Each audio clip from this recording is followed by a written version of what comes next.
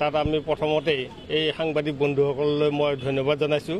কাৰণ কিয় আমাৰ দলগাঁওখন আজি সম্মতিলা ঘোষিত হোৱা বহুদিন হ'ল। তাৰপিছত আজি মানে আমাৰ দলগাঁও ইয়াৰ ৰাইজ এই ফুটপাথেৰে যাব নোৱাৰা অৱস্থা আছিলে, বিভিন্ন দুৰ্ঘটনাত মানে পতিত হৈ আছিলে। কিন্তু আজি এই সংবাদকৰ্মীসকলে এই সিদিনাখন মোকে মাতি আনিছিলে, ময়ে থাকিলোঁ, থাকি পেলাই মানে এটা বাতৰি পৰিৱেশন কৰিছিল।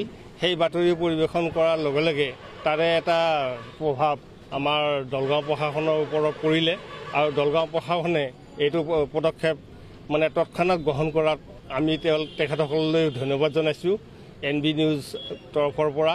গতিকে এতিয়া আজি যি মানে উচ্ছেদ কাৰ্যৰ কাৰণে আমাৰ দলগাঁৱৰ চক্ৰ বিষয়া আৰু বিশেষ প্ৰশাসনিক বিষয়াসকল এই ক্ষেত্ৰত আগবাঢ়িছে, তেওঁলোকলৈ মানে ভাল লাগিছে। কাৰণ কিয় আমাৰ দলগাঁৱত সদায় দেখা পাওঁ যে আমাৰ স্কুলৰ ছাত্ৰ ছাত্ৰীসকল, বৃদ্ধ লোকসকল বা জনসাধাৰণ অহা যোৱা কৰিবলৈ বৰ দিগদাৰ হয়।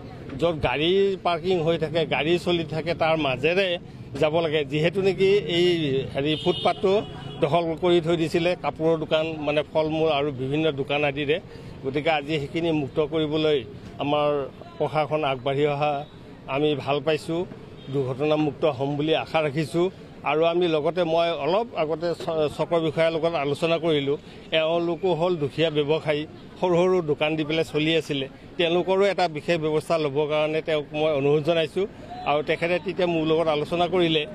আমি এতিয়া তাৰমানে এই সদ্যহতে তেওঁলোকক এই PHC জনস্বাস্থ্য কাৰিকৰী মানে যিটো নেকি আছে বিভাগ আছে, তাতে তাৰমানে তেওঁলোকক বহিবলৈ অনুৰোধ জনাইছে। আৰু তেতিয়া মই তেখেতক কৈছিলোঁ, আচলতে গুৰ মিঠাই গছৰ আগত বান্ধি ধৰিলেও পৰুৱা তাতে যাবই। গতিকে ফল মূলৰ দোকান বা এই ভাল ভাল দোকানবিলাক যদি তাতেও আমি বহাওঁগৈ, আমাৰ মানে পাব্লিক ক্ৰেতাসকল সদায় তালৈ আগবাঢ়িব আৰু তেওঁলোকৰো অসুবিধা নহয়। তেওঁলোকৰ জীৱন নিৰ্বাহ কৰিবৰ কাৰণে যিখিনি ব্যৱসায় কৰিব লাগে তাত আমিও সহায় সহযোগ কৰিম বুলি আশা ৰাখিছোঁ।